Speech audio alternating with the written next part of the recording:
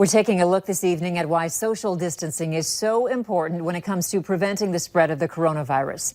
You may not realize just how far tiny particles can travel in the air when you cough, sneeze, or even talk. NBC's Carrie Sanders takes a closer look at the science behind that 6 feet apart rule. Scientists at Florida Atlantic University using a lab to visualize what happens when we cough. Charging. The engineering professors use a dummy to simulate the cough droplets we all create. 3, 2, 1. The FAU team uses a laser to follow how far those droplets travel. What you're looking at is a mixture of water and glycerin that creates smoke 10 to 20 microns in size, the same size and weight of the smaller droplets of fluid we expel when we cough.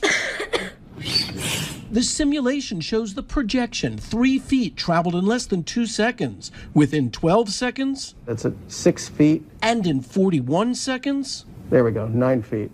And that was a cough, would you say? That was a heavy cough. In some tests, we saw the cough travel up to 12 feet. Okay, this is a slight cough. The scientists say naturally, a lighter cough doesn't travel as far. In every simulation, we observed what the naked eye cannot see. I'm standing at the 6 foot mark. We have a heavy cough. Smoke comes, lights out, and there you can see it coming towards me.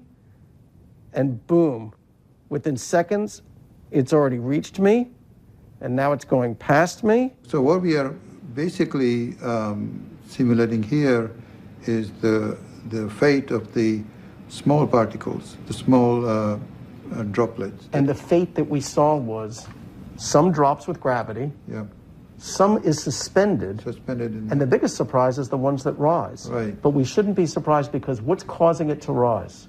What's causing it to rise is the thermal currents. Those microthermal currents are all around us as you stand in your house, sit in your car, or shop in a grocery store. If I'm in a grocery store and somebody coughs, do I turn around and run the other direction?